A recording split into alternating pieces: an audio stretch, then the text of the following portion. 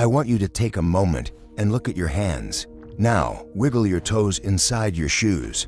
It seems like such a simple, thoughtless command from the brain, doesn't it? But for many of you watching, there is a ghost in the machine. Perhaps it's a faint buzzing in your fingertips when you wake up, or a strange, cold sensation in your feet that you've dismissed as poor circulation. You might call it stiff joints or just getting older. But in my 45 years of clinical practice, I have learned that the body never speaks without a reason. That morning stiffness isn't just a sign of a rusty frame. It is an invisible sign, a quiet distress signal from a nervous system that is slowly being strangled by its own surroundings. Most people ignore these whispers until they become a scream, leading to what I call the retirement tragedy, a time of life meant for travel, and grandchildren instead spent tethered to a walker, pouring a lifetime of savings into trying to buy back the mobility that was stolen by decades of silent neglect. We believe our health is destroyed by grand tragedies, but more often, it is eroded by the one habit we never formed, the habit of letting our nerves breathe. Today, I am going to show you how to unstick your life from the grip of numbness. Hello, and welcome back to the Senior Health Doctor. In today's video, we will cover keeping your nerves healthy and pain-free through gentle, daily movement.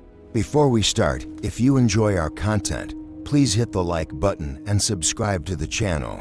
I'd also love to hear from you. Drop a comment below telling me your age and which city or country you are watching from, to understand why your fingers tingle or why your balance feels increasingly treacherous.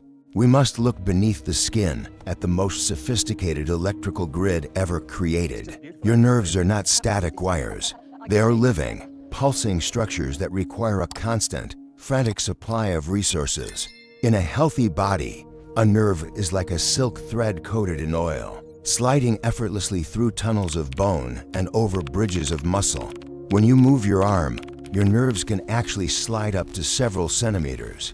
This movement is not a luxury, it is a biological requirement. But as the decades pass, our functional reserve, that internal battery of resilience, begins to drain.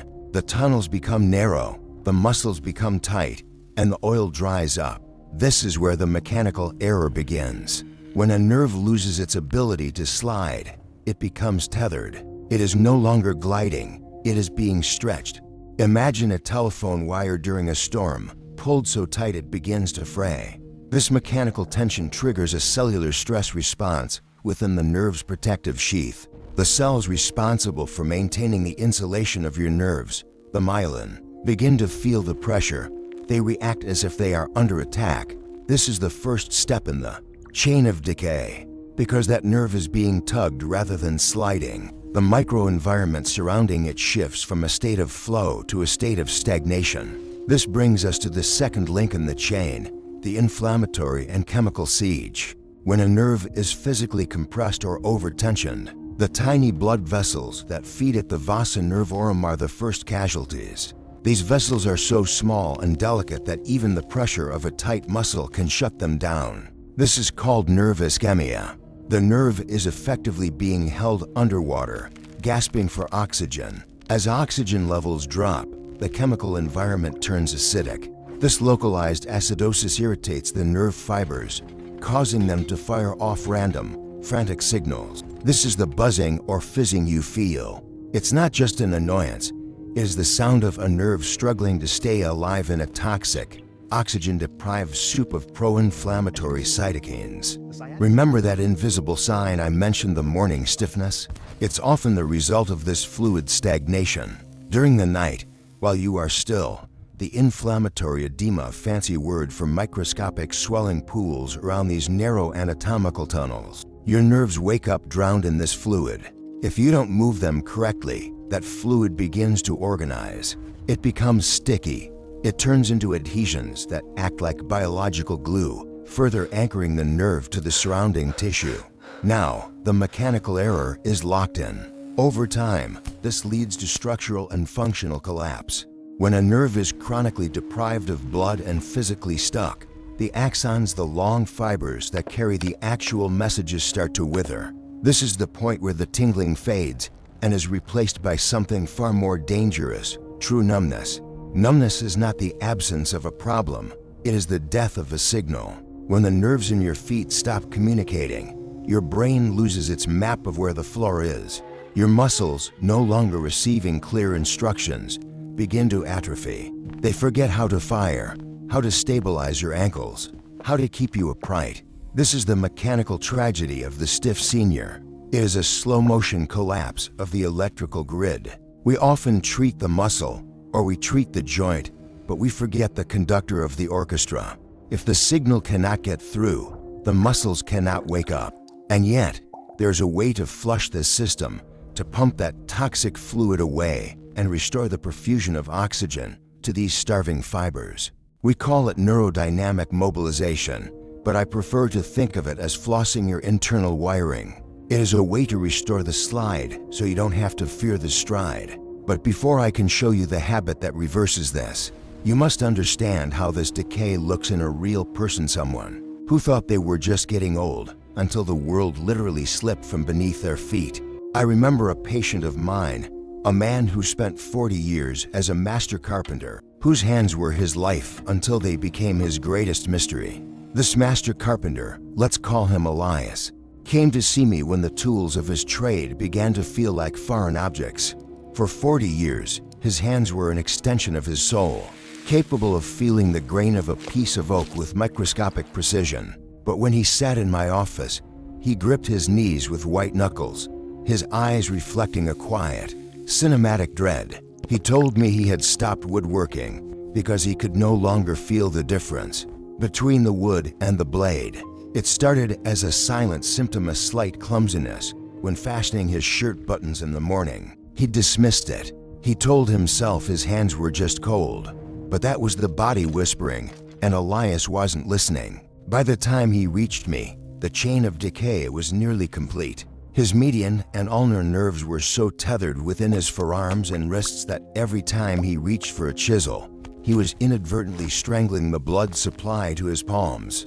The cellular stress had turned into structural collapse. The small muscles at the base of his thumb, the thinner eminence, had begun to hollow out, a classic sign of motor nerve starvation. This is the retirement tragedy in its cruelest form. A man who had finally earned the time to create, but no longer possessed the physical reserve to hold his instruments. He was facing the very real prospect of a permanent darkness in his fingertips. Then there was Margaret, a woman who prided herself on her daily walks through the park. She noticed that her feet felt thick, as if she were walking on cotton wool or velvet. She didn't have pain, so she assumed she was healthy.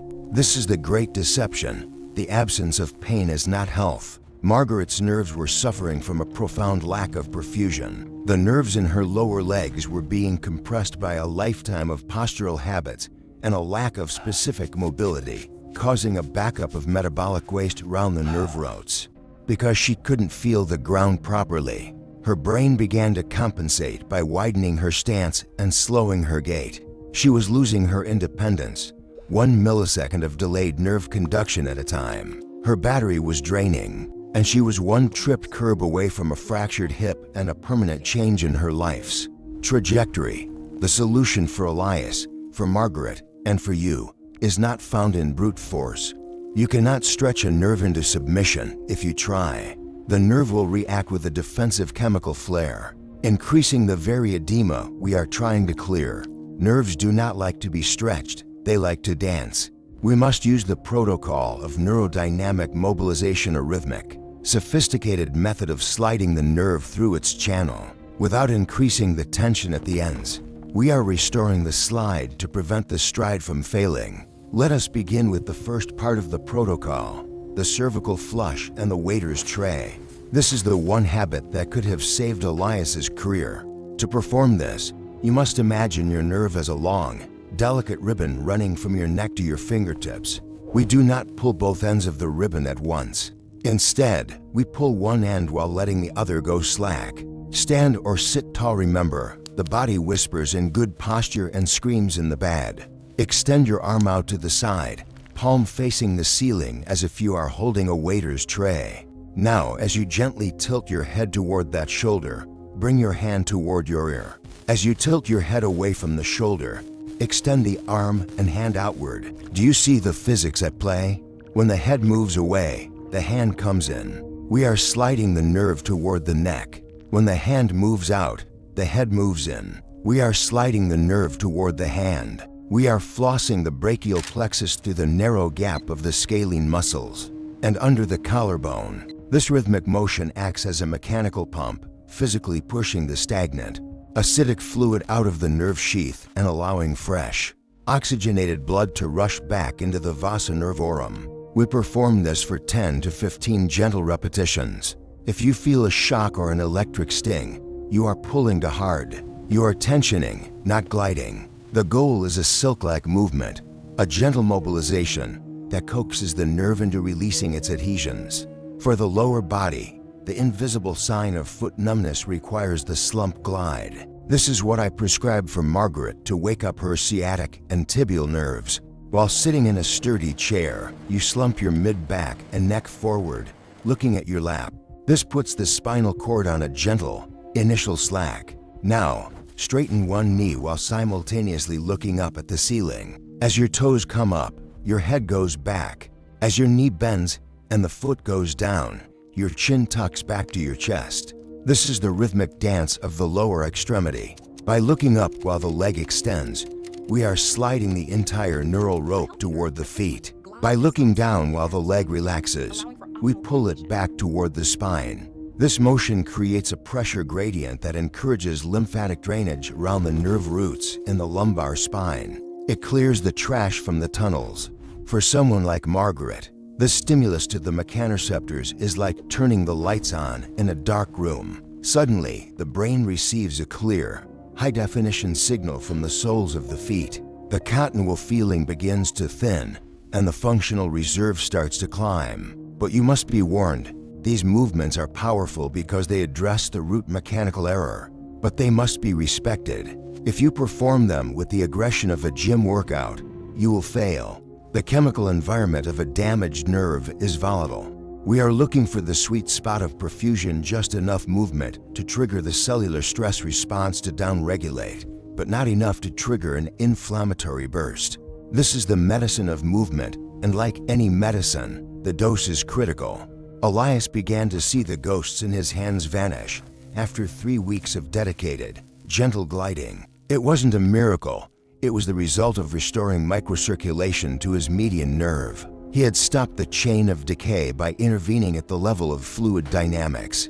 He realized that his health was not a fixed state, but a dynamic flow that required his active participation. However, even with the right exercises, many people find themselves sabotaged by the very things they use to rest, or by the haunting fear that the damage is already permanent.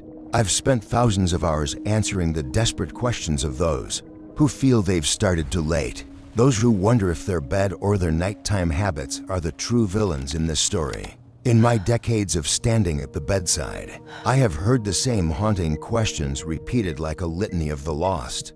The first is almost always about the night. Dr. Arthur, why do my hands scream at 3 a.m.? Is it my mattress? Is it my pillow? You must understand that while a supportive mattress is a fine tool, the night is when your biology betrays your lack of movement. When you lie still, your heart rate drops and your blood pressure softens. In a healthy body, this is restorative. But in a body where the nerves are already stuck, this drop in pressure means the flow of oxygen to your extremities, the perfusion reaches its lowest point. The inflammatory edema pools in your carpal tunnel or around your spine like water in a basement. You wake up with pins and needles not because of your mattress, but because your nerves are suffocating in the dark. Moving at night simple, gentle ankle pumps or finger curls before you even get out of bed is the only way to pump the bilge and get the signals moving again. Then there is the question of permanency. Is the damage already done? Is it too late for me? It is true that nerve tissue is slow to heal, and I will not offer you the false hope of a miracle cure. However, the body's capacity for adaptation, even in our later years, is nothing short of miraculous. We are not just working on the nerves themselves, we are working on the brain's ability to interpret the signals. By practicing these glides, you are improving the signal-to-noise ratio. Even if some fibers are lost, the remaining ones can be made more efficient through better blood flow and reduced mechanical tension. You are not trying to build a new house. You are trying to fix the plumbing and the wiring in the one you have so it can remain habitable for another 30 years. Finally, I am often asked about the crackling or popping people feel during these exercises. This is often the sound of restricted fascia, the cling wrap of the body finally yielding. But let me be clear, this protocol is education and health, not a prescription. If your popping is accompanied by sharp, electric shocks that feel like a lightning bolt traveling down your limb, or if you find yourself suddenly unable to hold your bladder or losing the strength to stand, you must put aside these exercises and seek a professional consultation immediately. These are red flags, signs that the compression has moved beyond a simple stuck nerve and into the realm of acute structural crisis. We have discussed the chain of decay, from the first mechanical error to the final structural collapse.